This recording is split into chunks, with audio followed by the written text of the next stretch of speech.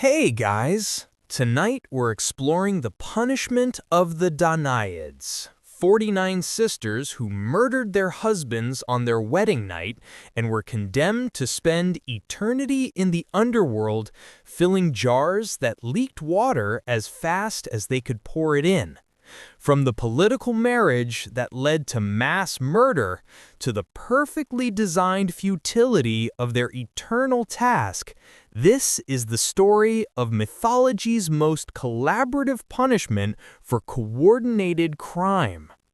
So before you get comfortable, take a moment to like the video and subscribe, but only if you genuinely enjoy what I do here, and let me know in the comments where you're tuning in from and what time it is for you. It's always fascinating to see who's joining us from around the world. Now dim the lights, maybe turn on a fan for that soft background hum, and let's ease into tonight's journey together. The Danaids were the 50 daughters of King Danaids of Argos, named after their father who had fled Egypt to escape his twin brother Egyptus and the political conflicts that divided their family across the Mediterranean. The sisters had grown up hearing stories of their uncle's ambition and the threat he posed to their father's authority and their own futures in an increasingly unstable political situation. Egyptus had 50 sons who he intended to marry to Danaids' 50 daughters in what appeared to be a diplomatic solution to family conflicts, which Danaids suspected was actually a plot to seize control of Argos through marriage alliances that would give Egyptus' sons legal claims to his throne and property. The forced marriages were arranged despite Danaids' objections and his daughter's reluctance to wed cousins they had never met and who represented the political ambitions of a family branch they had been taught to fear and distrust throughout their childhoods in exile. Danaids instructed his daughters to murder their new husbands on their wedding night, providing each with a concealed dagger and detailed instructions about how to accomplish the killings while their husbands slept in the vulnerable aftermath of wedding celebrations that would leave the men unsuspecting and defenseless against coordinated attack. 49 of the 50 daughters obeyed their father's command, stabbing their sleeping husbands in what became one of Greek mythology's most shocking examples of mass murder disguised as marital duty and filial obedience to patriarchal authority that overrode any moral considerations about murdering innocent men. Only Hypermnestra refused to kill her husband Lynceus, either because she had fallen in love during the brief wedding celebrations, or because she recognized the moral horror of murdering a man who had shown her kindness and respect, despite the political machinations that had forced their union. The 49 sisters who committed murder faced immediate consequences in the mortal world as their actions triggered blood guilt that polluted them spiritually and made them social outcasts despite their father's justifications for the coordinated killings. Their father arranged purification rituals and eventually remarried them to other men through athletic competitions that essentially gave them away as prizes to winners who might not have accepted these brides if they had understood the full circumstances of their previous marriages and murderous actions. But divine justice moved slower than human politics, and the sisters eventually died and descended to the underworld, where Hades and the judges of the dead determined their eternal punishment for the crime of murdering their husbands in violation of sacred marriage bonds and the fundamental trust between spouses that marriage was supposed to create. The punishment had to fit the specific nature of their crime, which involved both the physical act of murder and the deeper spiritual violation of destroying marriages before they could be properly consummated or developed into the partnerships that marriage was meant to establish and create families, alliances, and the social stability that marriage supported in Greek society. The sisters were condemned to fill large ceramic jars called pithoi with water carried from a nearby stream in the underworld, but these jars had been deliberately manufactured with holes in the bottoms that allowed water to drain out as quickly as it could be poured in from above.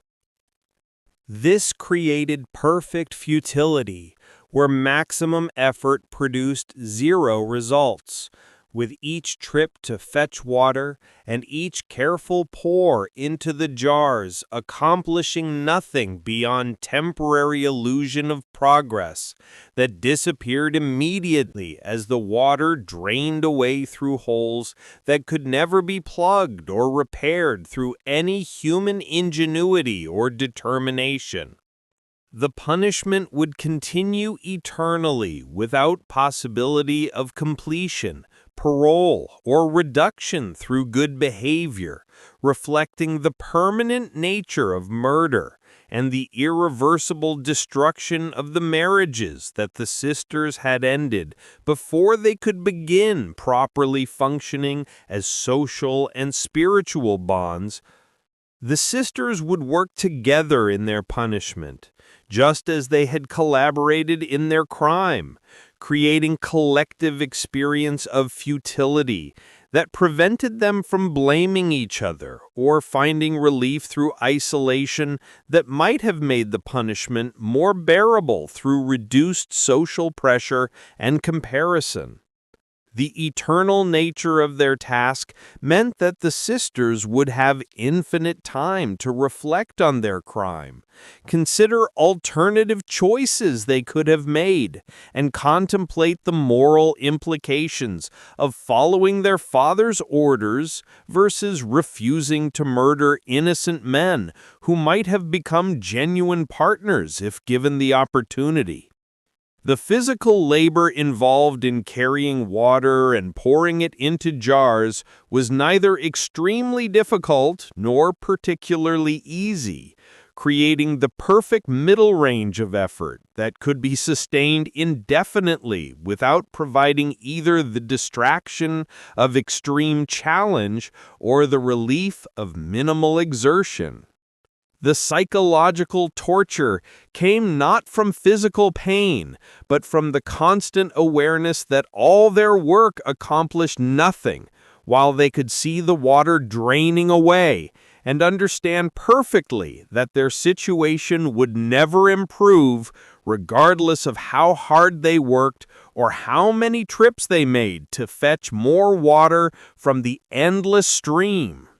And so the punishment was perfectly calibrated to torment through futility rather than agony, creating eternal frustration that matched the permanent destruction they had caused through murdering marriages before they could fulfill their potential as partnerships and family foundations that would have created new life and social connections. The underworld where the Danaids performed their eternal punishment was neither the fiery hell of later religious traditions, nor the pleasant afterlife reserved for heroes and the blessed, but rather a gray twilight realm where time passed without meaningful markers, and existence continued without purpose or hope for change. Each sister's day, if day could be called something in the timeless underworld, began with the awareness that she would spend all her effort accomplishing nothing while surrounded by the other sisters who shared her punishment and who provided constant reminders of their collective crime and eternal consequences. The walk to the stream where they fetched water was neither particularly long nor mercifully short, covering perhaps 200 yards that required several minutes to traverse while carrying empty vessels, and slightly longer when returning with full water containers that grew heavier with each step. The stream itself flowed with clean, clear water that mocked them with its purity and endless supply, providing infinite resources for their task while ensuring that shortage could never be blamed for their failure to fill the leaky jars that stood waiting for water that would never accumulate. Each sister used a ceramic vessel to carry water from stream to jar, with the carrying containers being perfectly functional and watertight, unlike the leaky storage jars they were attempting to fill, creating the frustrating awareness that some containers work properly while their target jars were deliberately designed to defeat their efforts. The pouring process required careful aim to avoid splashing or spilling water outside the jar opening, with each sister developing practice technique over centuries of repetition that made the mechanical actions automatic, while the futility remained consciously apparent with every pour. Watching water drain through the bottom of the jar as fast as it flowed in from above created visual confirmation of absolute futility, with the water level never rising despite continuous pouring that should have filled the jar within minutes if the bottom had been properly sealed. The holes in the jar bottoms were perfectly sized to create maximum frustration without being so obvious that the sisters could immediately understand the futility before attempting their task, allowing brief moments of hope that perhaps this time the water would accumulate before reality reasserted itself through visible drainage and lack of progress. The return trip to the stream with empty containers provided no rest or satisfaction, only the knowledge that another cycle of futile effort was about to begin, with results that would be identical to all previous attempts and all future efforts throughout eternal punishment.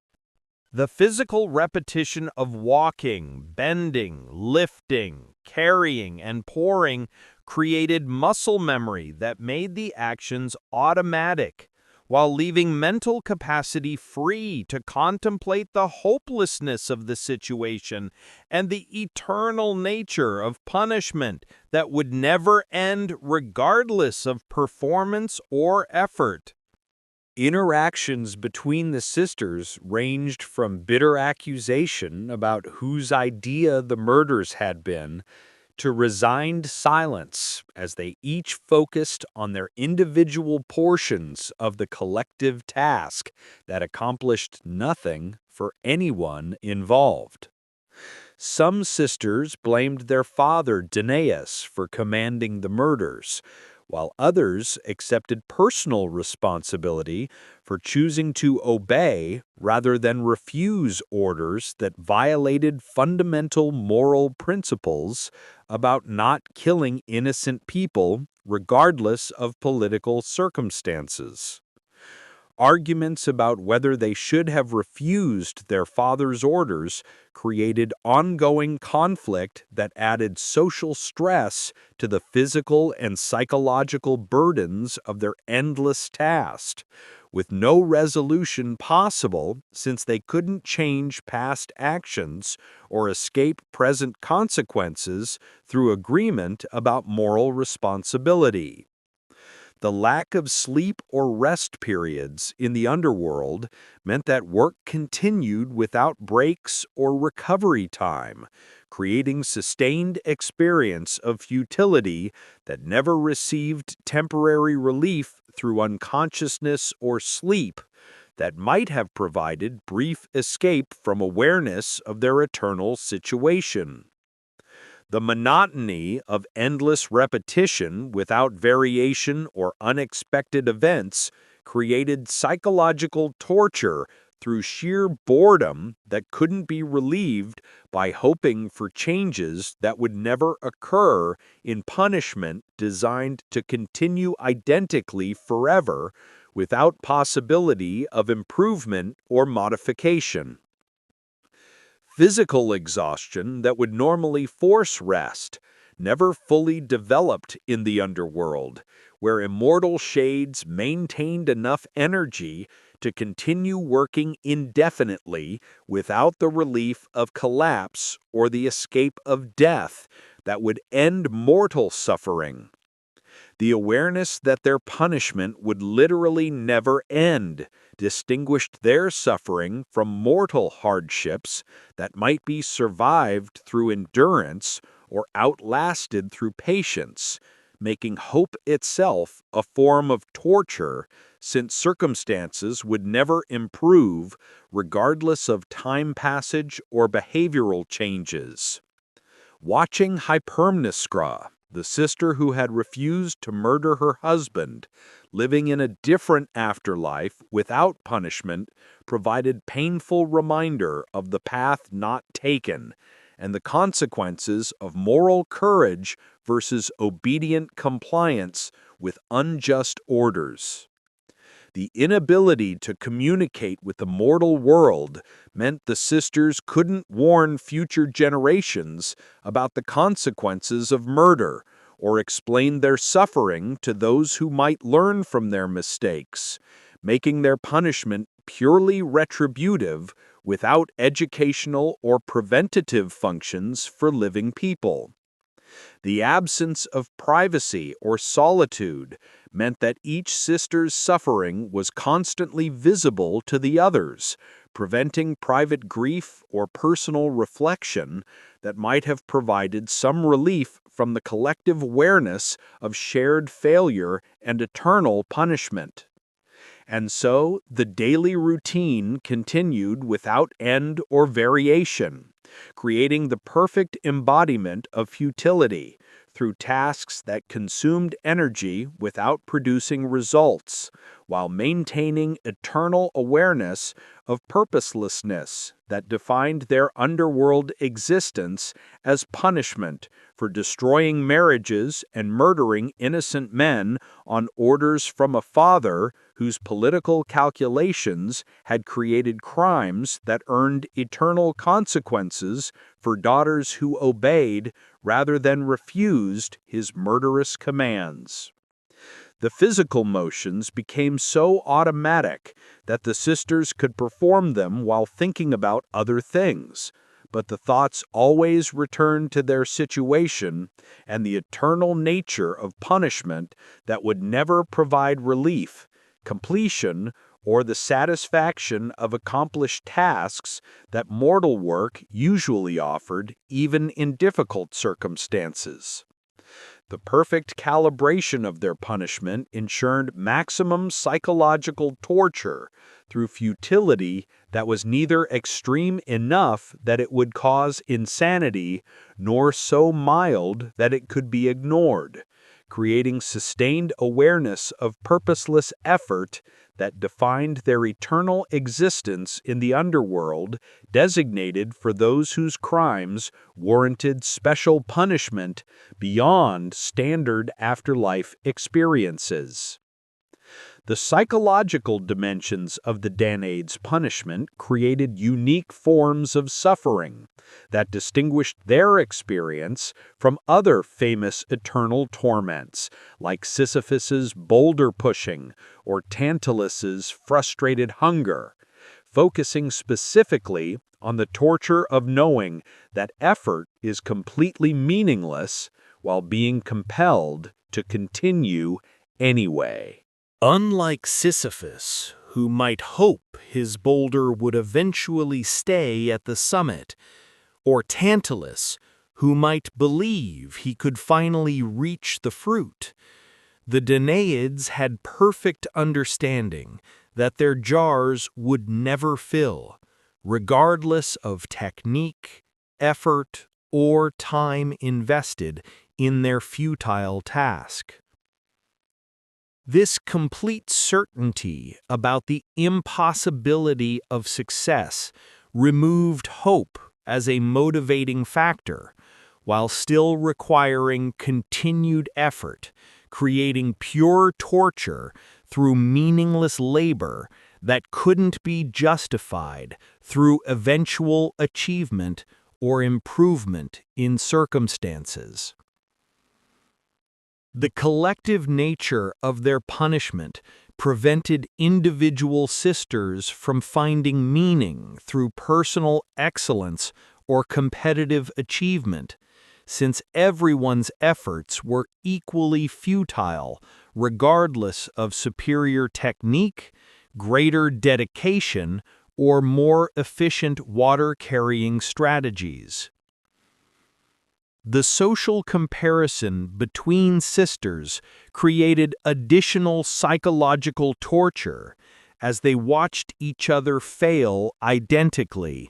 with some working harder and others conserving energy, but all achieving exactly the same result of zero progress toward jar filling that would never be accomplished. The inability to blame external factors for their failure focused all psychological distress on the fundamental design of their punishment, which was deliberately constructed to defeat any possible strategy or effort level they might attempt during eternal punishment. Memory of their crime created constant moral conflict as sisters debated whether their punishment was proportional to murdering husbands under their father's orders, with some believing the eternal consequences were unjust, while others accepted punishment as appropriate for violations of sacred marriage bonds. The inability to make amends or demonstrate remorse through actions that might reduce their punishment meant that moral growth and ethical understanding gained through centuries of reflection couldn't change their circumstances or provide hope for eventual forgiveness. Guilt about the murders varied between sisters, with some maintaining they were merely following orders, while others accepted personal responsibility for choosing to kill rather than refuse commands that violated fundamental moral principles about human life. The awareness that Hypermnesta had successfully refused the same orders created psychological torture through comparison with the sister who demonstrated that moral courage was possible even under extreme family pressure and political manipulation. Anger at their father Danaus provided some emotional outlet, but couldn't change their situation or redistribute guilt for crimes they had personally committed regardless of who issued the original orders to murder their sleeping husbands. The question of whether they were victims of patriarchal authority or perpetrators of murder created ongoing philosophical debates that couldn't be resolved and which added intellectual frustration to their physical and emotional suffering during eternal punishment. Time perception became distorted as centuries blended together without meaningful events or changes to mark their passage, creating subjective experience of endless present moment rather than progression through time toward any future state. The absence of goals or purposes beyond the immediate futile task eliminated normal human motivation systems that usually organize behavior around desired outcomes and achievement of objectives that provide meaning and satisfaction. Creativity and problem-solving instincts were constantly triggered by their situation, but ultimately frustrated by the impossibility of finding solutions to deliberately unsolvable problems that had been designed specifically to defeat human ingenuity and determination. Social dynamics between sisters evolved over centuries as relationships developed, deteriorated, and transformed based on philosophical differences about responsibility, morality, and the interpretation of their shared punishment. Some sisters formed alliances based on similar interpretations of their crime and punishment, while others remained isolated through divergent moral frameworks that created incompatible viewpoints about their situation. The inability to escape each other's presence meant that interpersonal conflicts couldn't be resolved through separation, requiring either acceptance of differences or endless argument without resolution that added social stress to their other burdens. Leadership dynamics emerged as some sisters attempted to organize collective responses to their situation, while others rejected coordination in favor of individual approaches to their shared futile task. The search for meaning in meaningless activity drove some sisters toward philosophical contemplation, while others descended into nihilistic acceptance of purposeless existence that defined their eternal punishment. Religious or spiritual perspectives on their situation varied widely, with some sisters maintaining faith in eventual divine mercy, while others concluded that the gods were cruel and justice was fundamentally unjust in systems that created infinite punishment for finite crimes. The development of coping mechanisms over centuries showed human adaptability, even in impossible circumstances, though these adaptations provided only minor relief from suffering, rather than genuine escape from the fundamental futility of their eternal situation. Mental health challenges, including depression, despair, and existential crisis, affected different sisters at different times, with some finding temporary stability that others lost during periods of acute awareness about the permanent nature of their punishment. The comparison between their underworld experience and remembered mortal life created nostalgia and regret for the finite existence that had seemed challenging, but which retrospectively appeared preferable to eternal futile labor in the gray underworld. The question of whether their punishment would continue if they stopped working remained unanswered, since none dared test whether refusal might trigger even worse consequences, or whether compliance was actually optional during their eternal sentence.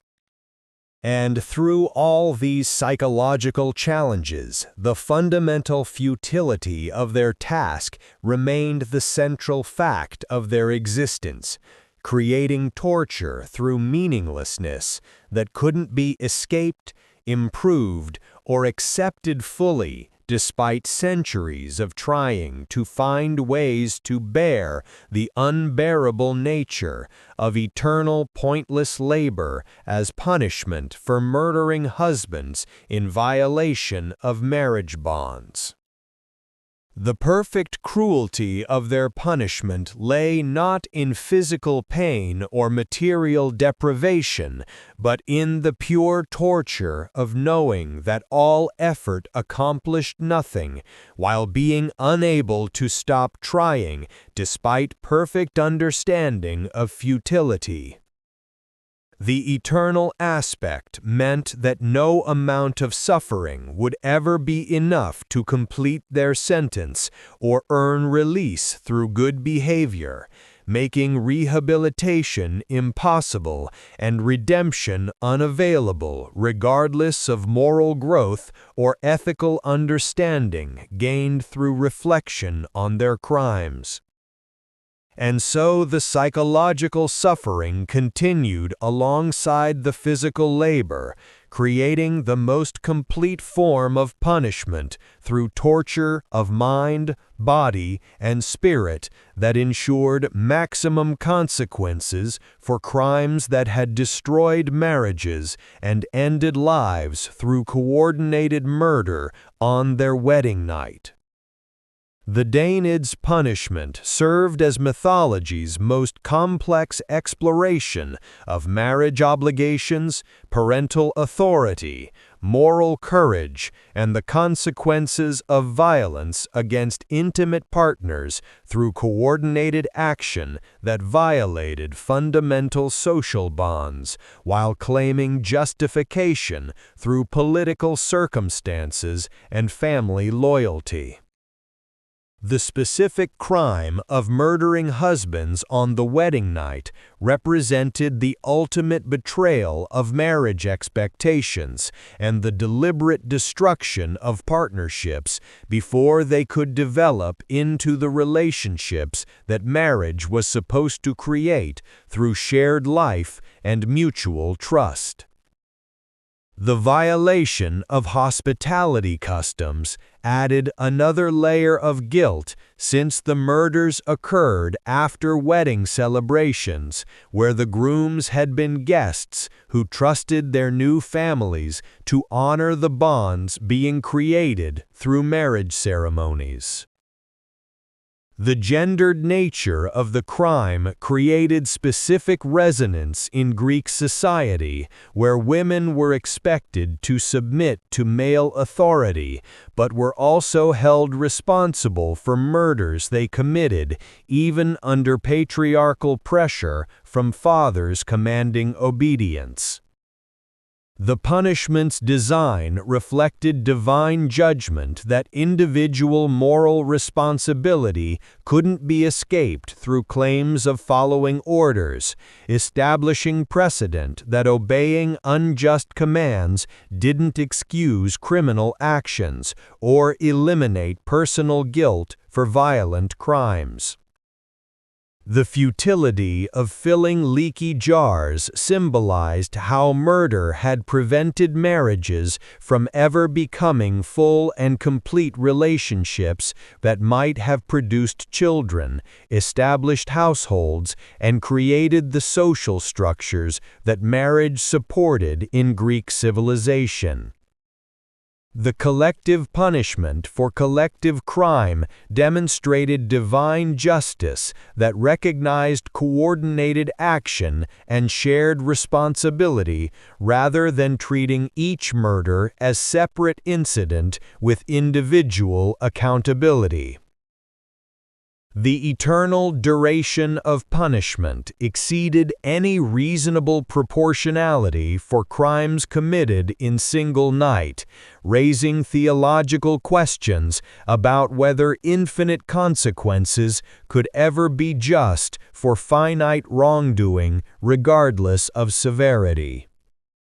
The comparison with Hypermnestra, who refused to murder, demonstrated that moral courage was possible even under extreme pressure, establishing standard that the other sisters failed to meet despite understanding the fundamental wrongness of their actions. Modern interpretations of the myth struggle with the gendered power dynamics where women were commanded by male authority to commit violence that earned them eternal punishment, while their father, who issued the orders, escaped similar consequences. The marriage as property transfer aspect of Greek culture complicated moral analysis, since wives were expected to transfer loyalty from fathers to husbands through ceremonies that created new obligations superseding previous family relationships. The political context of forced marriages created sympathetic understanding for sisters who were pawns in male power struggles, while not excusing their choice to murder rather than refuse or resist through nonviolent means. The lesson about following orders emphasized personal moral responsibility for actions committed under authority of others, establishing principle that obedience doesn't eliminate guilt for crimes against innocent people.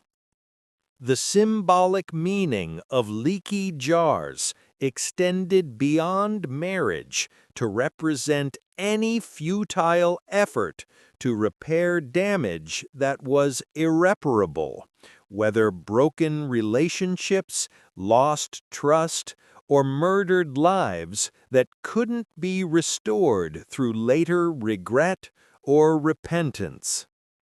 The educational function of mythological punishment was clearly demonstrated through story that warned against murder, betrayal of marriage bonds, and blind obedience to authority that violated fundamental moral principles about human life and social trust. The gendered nature of water-carrying labor, as traditionally female labor, added ironic dimension to punishment that used domestic activities as torture device, transforming normal women's work into eternal, futile suffering. The absence of male punishment for father who commanded murders highlighted Greek mythology's complex relationship with patriarchal authority that could simultaneously condemn and excuse male violence while holding women accountable for obedience. Modern feminist readings of the myth emphasize women's impossible position between conflicting male authorities and the gendered nature of punishment for crimes committed under patriarchal pressure.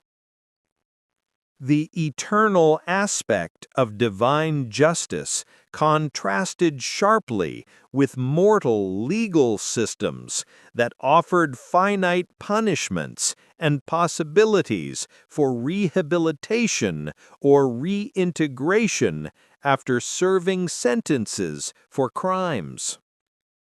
The impossibility of redemption or forgiveness in their underworld punishment demonstrated theological framework where some crimes created permanent spiritual contamination that couldn't be cleansed through repentance or reformed behavior.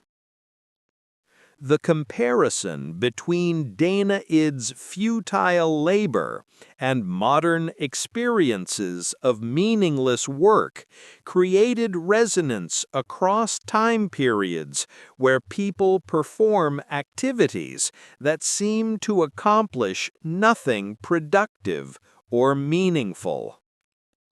The collective nature of punishment reflected how coordinated crimes created shared guilt and joint consequences that couldn't be individualized or distributed unequally among co-conspirators who participated equally. The relationship between crime and punishment showed sophisticated understanding of symbolic justice, where eternal futility matched the permanent destruction of potential relationships that marriage murders had prevented from developing.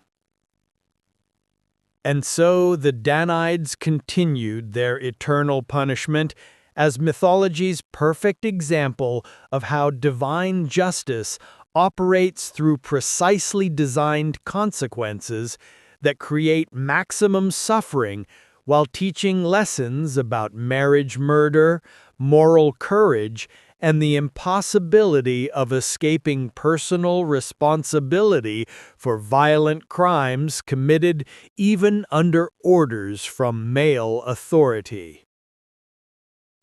As we settle into our modern world with divorce laws that allow marriage dissolution without violence, and legal systems that recognize coercion as a mitigating factor in criminal responsibility, there's something both enlightening and disturbing about mythological punishment that holds women eternally accountable while their commanding father escapes similar consequences.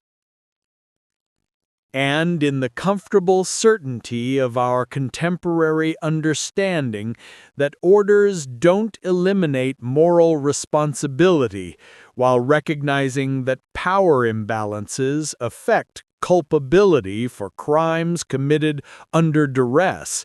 sleep comes with appreciation for legal systems that attempt proportional justice rather than eternal torture, while recognizing the enduring wisdom about personal accountability that the Danaids story teaches through its image of 49 sisters filling leaky jars forever as punishment for destroying marriages through coordinated murder that violated fundamental human and divine laws about respecting life and honoring social bonds that create civilized society through trust and mutual obligation rather than violence and betrayal motivated by political calculation and patriarchal commands that led to crimes earning eternal consequences. We continue our journey through the eternal punishments of Greek mythology, where the gods demonstrated their creativity in designing torments that would last forever. This is the story of Ixion, the mortal king who committed crimes so outrageous that Zeus himself designed a unique punishment that combined fire, motion, and eternity into a torture that made even other underworld residents grateful for their own fates.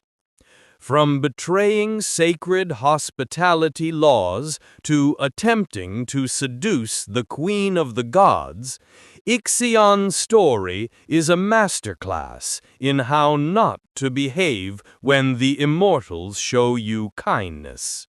You are Hermes, messenger of the gods, making your regular rounds through Tartarus to check on the eternal punishments and ensure their functioning as Zeus intended. Welcome to the deepest pit of the underworld, where the most offensive sinners receive customized torments designed to reflect their specific crimes against divine order. Today's inspection focuses on Ixion, whose punishment has been running continuously for countless centuries without pause, rest, or hope of redemption. The darkness of Tartarus presses in from all sides as you descend past the more conventional punishment areas where lesser sinners serve their sentences. The air grows hotter as you approach Ixion's location, carrying the smell of burning metal and the distinctive scent of divine fire that never consumes its fuel but burns eternally with the same fierce intensity. The sound reaches you before the sight, a constant whooshing rotation, punctuated by occasional screams that have lost most of their human quality over the centuries of continuous torture. The wheel spins with perfect mechanical precision, never slowing, never stopping, driven by divine power that requires no maintenance or permits no mechanical failure that might grant even momentary relief. Ixion's punishment is visible from a distance, a wheel of fire spinning in the perpetual darkness like a miniature sun rotating on its axis. The flames are divine in origin, burning with the pure white heat that only immortal fire can achieve, hot enough to cause agony, but never hot enough to grant the mercy of death or unconsciousness. The wheel itself is massive, perhaps 20 feet in diameter, constructed from material that exists nowhere in the mortal world, a substance that can burn eternally without being consumed, that can bear infinite weight without bending, and that can rotate forever without friction or mechanical degradation that might eventually bring rest. Ixion is bound to the wheel's outer rim, spread-eagled across the burning surface with bonds that are simultaneously physical and metaphysical. The restraints hold not just his body, but his essential being, ensuring that no amount of struggling or time can loosen them or grant escape from the punishment he earned through crimes that violated the most sacred laws governing relationships between mortals and gods. The rotation is constant, but not simple. The wheel spins on multiple axes simultaneously, creating a complex motion that prevents Ixion from ever adjusting to the movement or finding any position that might offer relative comfort. Just when the pattern seems predictable, the rotation shifts slightly, creating new varieties of disorientation and nausea that compound the physical agony of the burning bonds. Your inspection notes from previous visits show that the punishment has required no divine maintenance or adjustment since its initial installation. Zeus designed it to be self-sustaining, powered by the same fundamental forces that maintain cosmic order and ensure that divine justice continues without requiring constant godly attention to the details of each individual sinner's eternal suffering. Ixion's story began in Thessaly, where he ruled as king with all the privileges and responsibilities that position entailed. His first great crime was murdering his father-in-law to avoid paying the bride price he had promised when marrying the man's daughter. This wasn't just murder, but a violation of sacred hospitality and familial obligation that polluted him spiritually and made him an outcast even among other mortals who generally maintained flexible ethical standards regarding violence and betrayal. The pollution from this kinslaying was so severe that no mortal could purify him through the usual ritual cleansing that normally resolved such spiritual contamination. Ixion wandered as an outcast, carrying corruption that made him unwelcome in civilized society and drove him toward the desperation that would lead to even greater crimes against divine and natural law. Zeus, observing Ixion's suffering and demonstrating the kind of mercy that gods occasionally showed toward mortals who amused or interested them, decided to purify Ixion himself, and even invited the polluted king to feast at the divine table on Mount Olympus. This was an extraordinary honor that no mortal could expect and few had ever received: direct contact with the divine community and participation in immortal society. The feast should have been the moment of Ixion's redemption and return to civilized society with divine blessing that would restore his position and allow him to rule justly for the remainder of his mortal life. Instead, it became the scene of his second and far more serious crime that would earn him not just death, but eternal punishment in Tartarus. During the divine feast, Ixion became infatuated with Hera, Zeus's wife and queen of the gods. This attraction wasn't merely aesthetic appreciation for divine beauty, but developed into active lust that drove him to attempt seduction of the goddess while guest at her husband's table. The violation of hospitality was compounded by the presumption that a mortal could or should attempt sexual relations with the Queen of Heaven. Zeus, aware of Ixion's inappropriate behavior through divine omniscience, decided to test whether the mortal would actually attempt such outrageous betrayal. He created a cloud double of Hera, a perfect physical replica called Nepele that looked and felt like the goddess but lacked her divine essence and intelligence. The cloud Hera was sent to Ixion to see what the impious guest would do when presented with apparent opportunity to fulfill his lustful intentions. Over Hera and Ixion's ingredients to build a divine dube.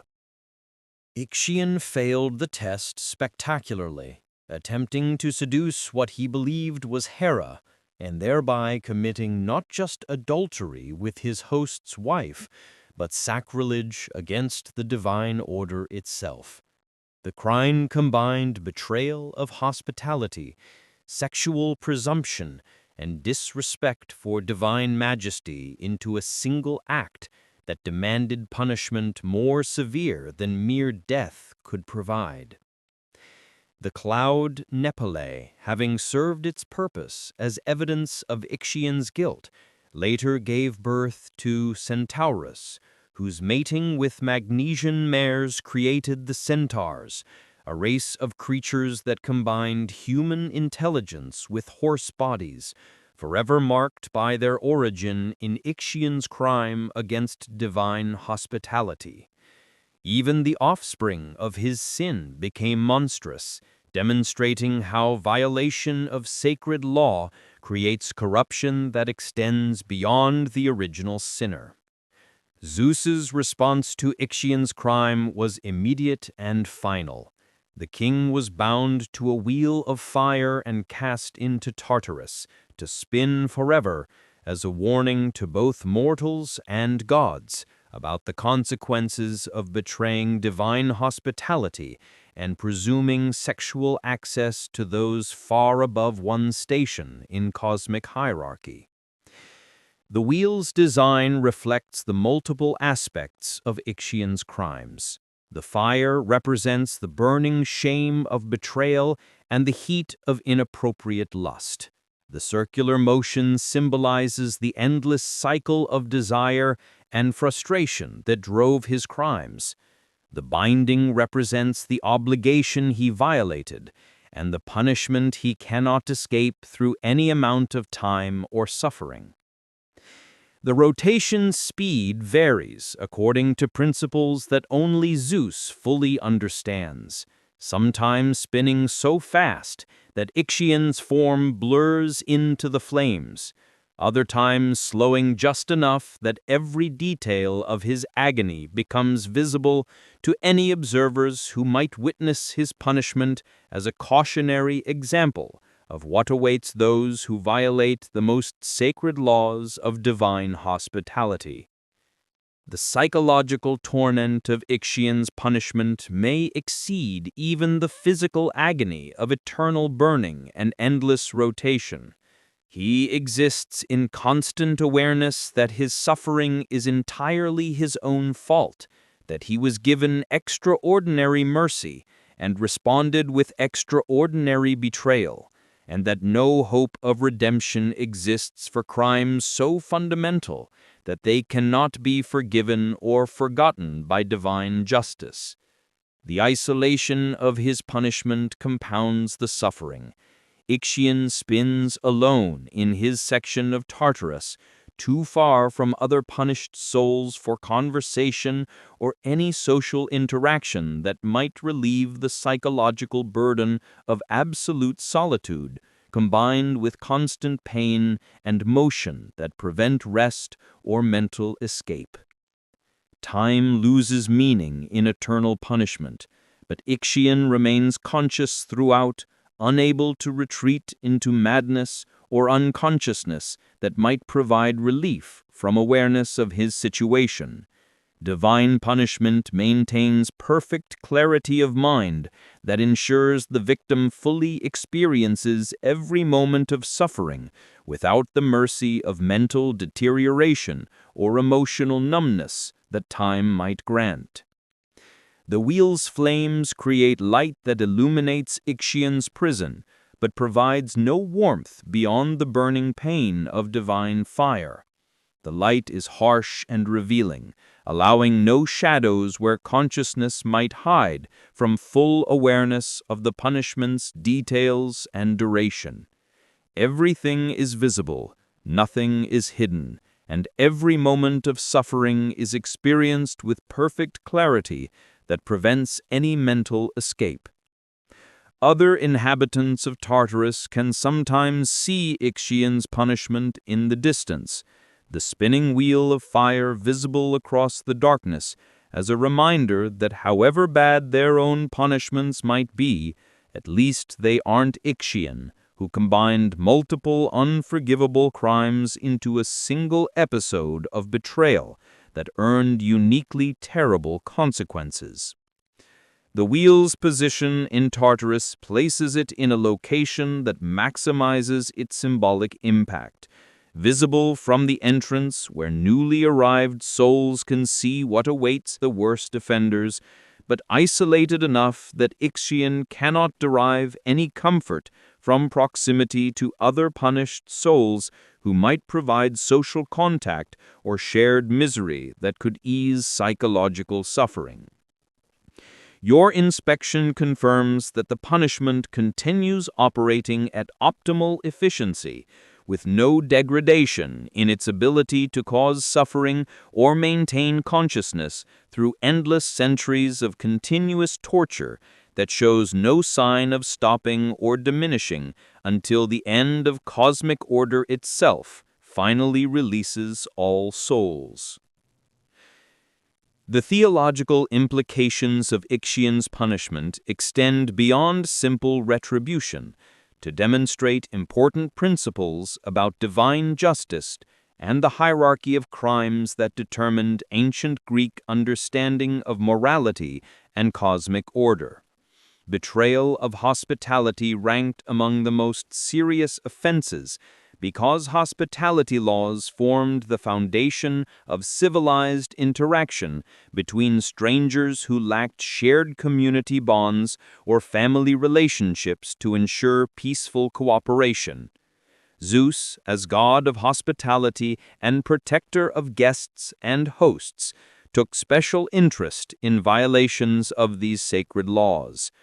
Ixion's crime was doubly serious because he not only violated hospitality, but did so while Zeus's own guest, betraying the very god who had shown mercy by purifying him from the pollution of kinslaying that no mortal could cleanse. The sexual aspect of Ixion's crime added another layer of offense, because it combined lust with presumption that a mortal could approach the Queen of Gods as though she were an available woman of his own station. This violated both divine hierarchy and Zeus's personal honor in ways that demanded punishment more severe than death could provide.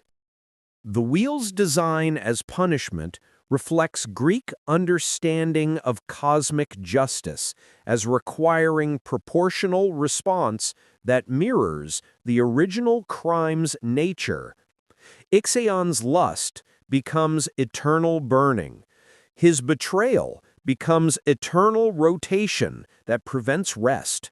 And his presumption becomes eternal reminder of his proper place in cosmic hierarchy, bound helplessly to punishment that demonstrates divine power. The permanence of Ixion's punishment distinguishes it from the temporary sufferings that most souls endured in the afterlife before being released to reincarnation or final rest. Ixion's crimes were serious enough that redemption was impossible, and forgiveness was never considered by the divine community he had betrayed. The lack of any redemption narrative in Ixion's story stands in contrast to other Greek myths, where heroes or even ordinary mortals might earn divine forgiveness through subsequent good behavior or successful completion of tasks that demonstrated changed character and renewed respect for cosmic law. Ixion receives no such opportunities because his crimes violated fundamental principles so severely that no subsequent action could balance the cosmic ledger he had corrupted through betrayal of the most sacred obligation, respect for divine hospitality, and proper behavior toward one's divine hosts. The wheel spins on, century after century, millennium after millennium, unchanged and unchanging in its operation. Ixion's screams have become part of Tartarus's background noise, as familiar to the underworld's inhabitants as the distant roar of the rivers that separate the living from the dead. Your inspection notes record that the flames burn with the same intensity as they did when the punishment was first imposed, that the rotation maintains its complex pattern without variation, and that Ixion's consciousness remains as clear and aware as it was on the first day of his eternal suffering. The efficiency of divine punishment impresses even you, an immortal, who has witnessed countless examples of godly justice administered to mortals who violated cosmic law. Zeus's design for Ixion's torment demonstrates the kind of creative attention to detail that gods apply to their most important projects. Punishments that will stand as eternal warnings to anyone tempted to commit similar crimes. The wheel's location in Tartarus serves multiple purposes beyond simple torture. It acts as a landmark that helps orient visitors navigating the underworld's geography, a warning to new arrivals about the consequences of betraying divine hospitality, and a demonstration of Zeus's power to create punishments that last forever, without requiring ongoing divine attention to maintain their effectiveness. The sound of the wheel's rotation carries throughout this section of Tartarus, a constant reminder to all other punished souls that their own suffering, however severe, at least has variation and possibly eventual end, unlike Ixion's punishment, that will continue unchanged until time itself ends. As messenger god, you've delivered countless souls to the underworld and witnessed their reactions to various punishments awaiting them. The moment when they first see Ixion's burning wheel often marks the point where they truly understand that divine justice is real, eternal, and specifically calibrated to the particular crimes they committed.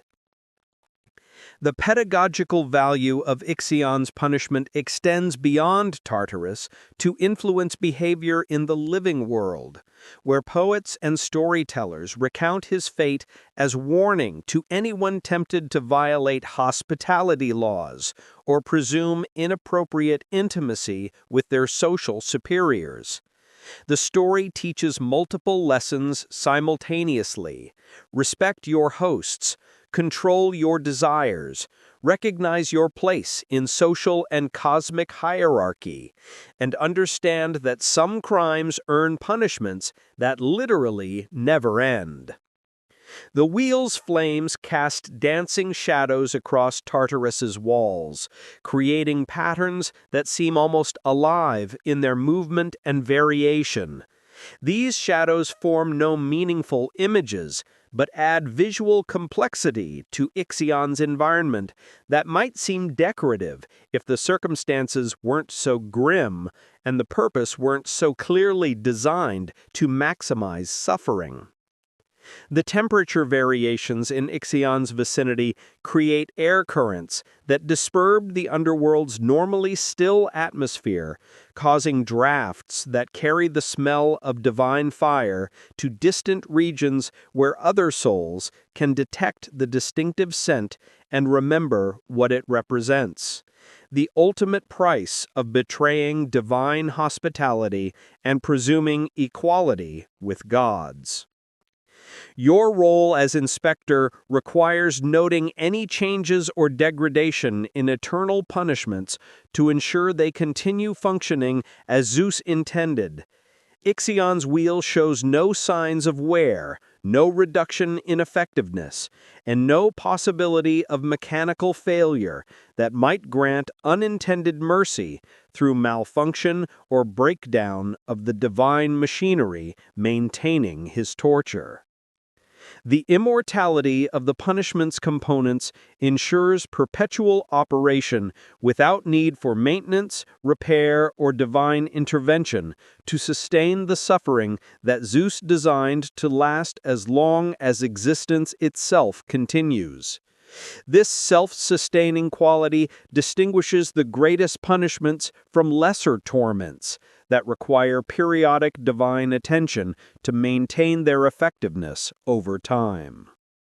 The wheel's complex of motion prevents Ixion from ever fully adapting to his circumstances or finding any mental techniques that might reduce his awareness of suffering through habituation or psychological adjustment. The constant varying rotation ensures that each moment brings new varieties of disorientation and pain that prevent the mind from finding patterns or developing coping strategies that might ease psychological distress. The isolation of Ixion's punishment means he has no opportunity to share his suffering or derive any comfort from social connection with other punished souls. This absolute solitude compounds the physical agony with psychological torment that comes from complete awareness that no help will come, no mercy exists, and no possibility of change will ever alter his circumstances throughout eternity. The philosophical implications of eternal punishment trouble even some immortals who wonder whether any finite crime, however severe, truly merits infinite suffering. But Zeus's judgment remains final. Ixion's crimes violated principles so fundamental to cosmic order that redemption is impossible and punishment must continue forever as demonstration of divine justice and warning to all who might consider similar betrayals. The wheel's flames produce heat that serves no purpose beyond causing pain, demonstrating how divine punishment transforms natural phenomena into pure torture by removing any beneficial aspects while maintaining all potential for suffering. Fire that normally provides warmth, light, and purification becomes instead an instrument of eternal agony that burns without consuming and tortures without killing. Your inspection notes record Ixion's current condition with clinical precision: consciousness maintained, suffering optimal, punishment functioning as designed. The report will be filed with the underworld's administrative bureaucracy that maintains records of all eternal punishments and their continuing effectiveness at serving the purposes for which they were originally designed and implemented. The broader implications of Ixion's fate extend to questions about divine mercy and the limits of forgiveness in a cosmos governed by powerful immortals who demand respect for hierarchy and absolute adherence to sacred laws governing relationships between mortals and gods, guests and hosts. Zeus showed Ixion extraordinary mercy by purifying him from kinslaying and inviting him to divine feasts, but this mercy had limits that Ixion violated so thoroughly that forgiveness became impossible and punishment became eternal. The lesson seems clear. Divine mercy exists, but cannot be presumed upon, and those who abuse divine kindness can expect divine wrath that exceeds any suffering that ordinary criminality might earn from human justice systems. The wheel continues its rotation as you complete your inspection, satisfied that this particular eternal punishment requires no divine intervention to maintain its effectiveness at demonstrating cosmic justice and divine power. Ixion will spin forever, burning forever, suffering forever, alone forever in the darkness of Tartarus, where the worst offenders against divine law receive punishments that literally never end. As you prepare to ascend from Tartarus to continue your divine duties elsewhere, The sound of the wheel's rotation fades gradually into the distance, becoming once again the background noise that forms part of the underworld's eternal soundscape, a constant reminder that divine justice is real, eternal, and specifically designed to match each crime's particular offenses against cosmic order. The flames of Ixion's wheel provide the last light you see before ascending into the upper levels of the underworld, where less serious punishments are administered to souls who committed crimes that merit finite rather than eternal suffering. The contrast between Ixion's fate and these lesser punishments reminds you why hierarchy matters in cosmic justice. Not all crimes are equal, and not all punishments need to be eternal to serve their purposes. The story of Ixion's punishment spread throughout the ancient world as poets and storytellers recounted the tale to audiences who understood that hospitality laws were sacred and violation carried serious consequences.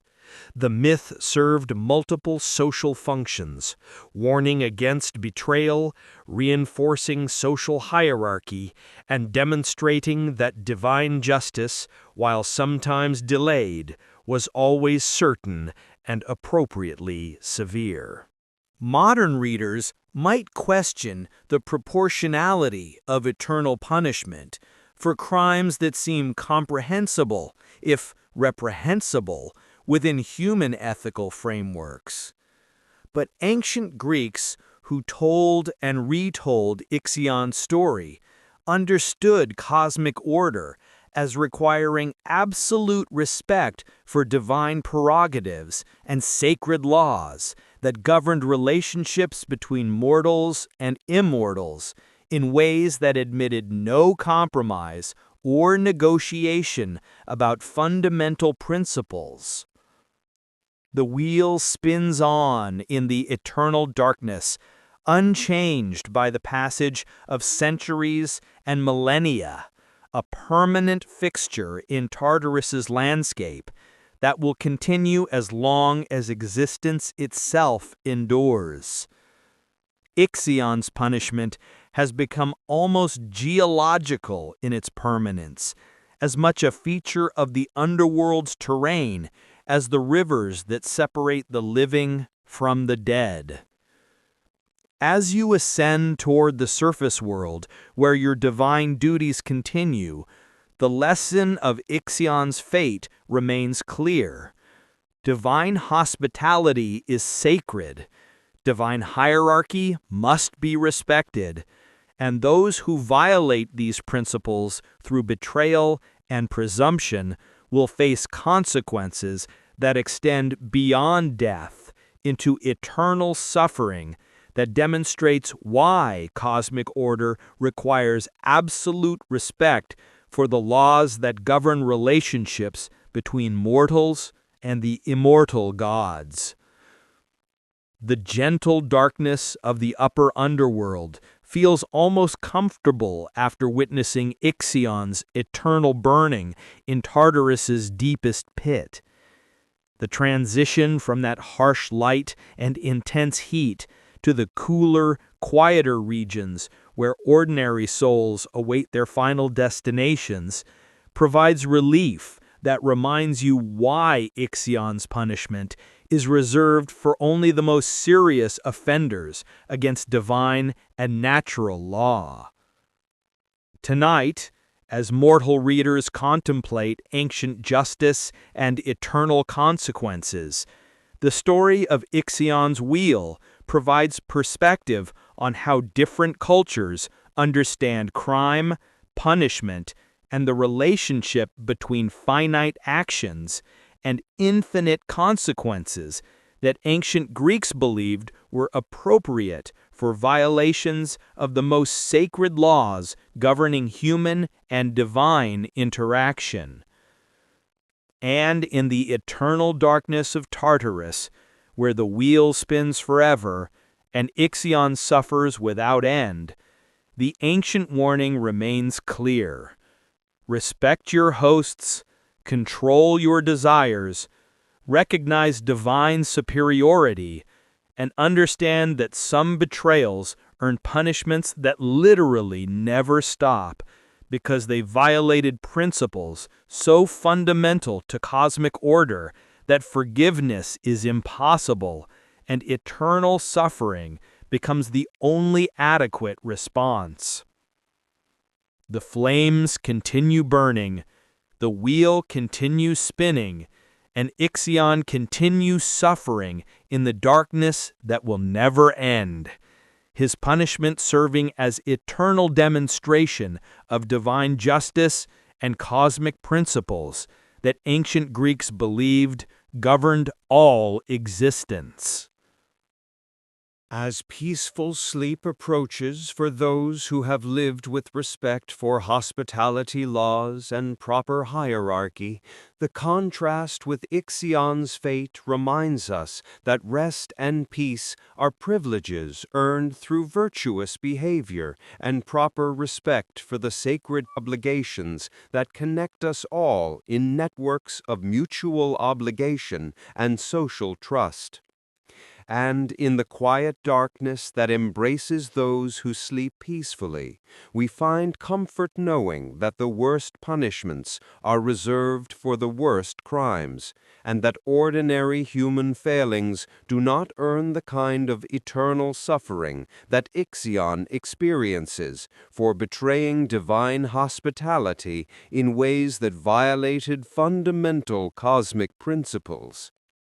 The wheel spins on through eternity, a monument to the consequences of betrayal and presumption, burning forever in the darkness as reminder that some crimes transcend ordinary human justice and require divine punishment that literally never ends. Tonight we rest knowing that the gods reserved their harshest judgments for those whose crimes violate the sacred laws that maintain cosmic order,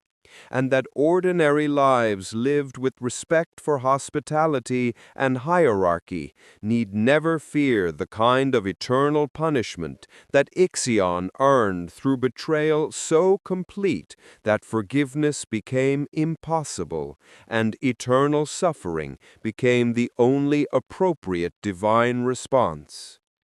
The gentle darkness holds us safely while Ixion spins forever, his punishment a distant reminder that justice exists beyond human understanding, and that respect for sacred laws protects us from consequences that extend beyond death into eternity itself, where the wheel burns forever and cosmic justice never ends. The legacy of Ixion's punishment extends beyond the underworld into the living world, where his story serves as constant reminder about the sacred nature of hospitality and the boundaries that mortals must never cross when interacting with divine powers and their representatives. Parents tell their children about the spinning wheel of fire to teach respect for hosts and understanding of proper behavior when fortunate enough to receive hospitality from social superiors. The philosophical schools of ancient Greece debated endlessly about whether eternal punishment could truly be just for finite crimes, but the myth of Ixion provided clear answer from divine perspective. Some violations of cosmic order are so fundamental and complete that they cannot be forgiven, forgotten, or balanced through any amount of suffering short of eternity itself stretching into infinite future. The wheel's flames have witnessed the rise and fall of civilizations, the birth and death of countless mortal generations, and the slow evolution of human understanding about justice, punishment, and divine will. Yet nothing changes for Ixion, whose experience remains constant regardless of how much time passes or how human societies develop new ethical frameworks for understanding crime and appropriate responses.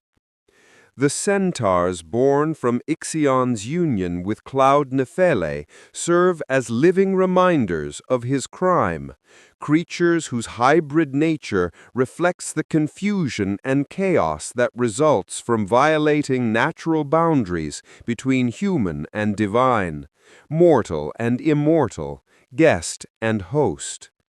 Their existence in Greek mythology provides ongoing testament to how single acts of betrayal create consequences that extend far beyond the original sinner to affect entire lineages and species. The sound of the wheel has become so familiar to Tartarus's regular inhabitants that they barely notice it anymore. Yet newcomers always react with horror when they first encounter the burning, spinning form that demonstrates what awaits those who commit the most serious violations of divine law. The initial shock eventually fades into background awareness, but the lesson remains clear throughout each soul's time in the underworld. As divine messenger, you've carried many souls to various punishments, but Ixion's fate still impresses you with its elegant brutality and perfect calibration to match the specific nature of his crimes against hospitality and divine hierarchy. Zeus designed this punishment with the same attention to detail that he applies to all his most important projects, eternal warnings that will stand as testament to divine justice throughout all future time. The wheel's rotation creates patterns in the flames that almost seem intentional, as if the punishment itself develops aesthetic qualities through endless repetition, and divine fire that burns with more than merely physical heat. The beauty of the flames creates disturbing contrast with the suffering they cause, reminding observers that divine justice operates by principles that transcend human understanding of mercy and proportionate punishment. Tonight, as you complete your inspection and prepare to return to the surface world, where your divine duties continue among mortals who remain mostly ignorant of the eternal punishments awaiting the worst sinners, you carry the knowledge that cosmic justice is real, eternal, and operates according to principles that prioritize cosmic order over individual mercy when fundamental sacred laws have been violated beyond possibility of redemption. The wheel will continue spinning long after you've left Tartarus, long after this inspection is forgotten, long after current mortal societies have crumbled into dust, and new societies have risen in their place. Ixion's punishment is as permanent as the cosmos itself, designed to last as long as existence endures and divine justice remains necessary. As peaceful sleep approaches for mortals who have lived with proper respect for sacred laws and divine hierarchy, the contrast with Ixion's eternal wakefulness reminds us that rest is precious gift earned through virtuous conduct and maintenance of proper relationships with both divine and human communities that depend on mutual respect and adherence to laws governing civilized interaction. And in the eternal darkness where Ixion spins forever, his suffering serves as ultimate demonstration that some boundaries exist not to be tested but to be respected absolutely, and that violation of sacred hospitality carries consequences extending beyond death into realms where time loses meaning and punishment becomes eternal state rather than temporary condition that might eventually end through atonement or forgiveness. The flames burn on, the wheel spins endlessly, and cosmic justice continues its eternal demonstration that divine laws are real, violations are punished appropriately, and some crimes earn suffering that literally never stops because they violated principles so fundamental to universal order that redemption is impossible, and eternal punishment becomes the only adequate response to betrayal so complete.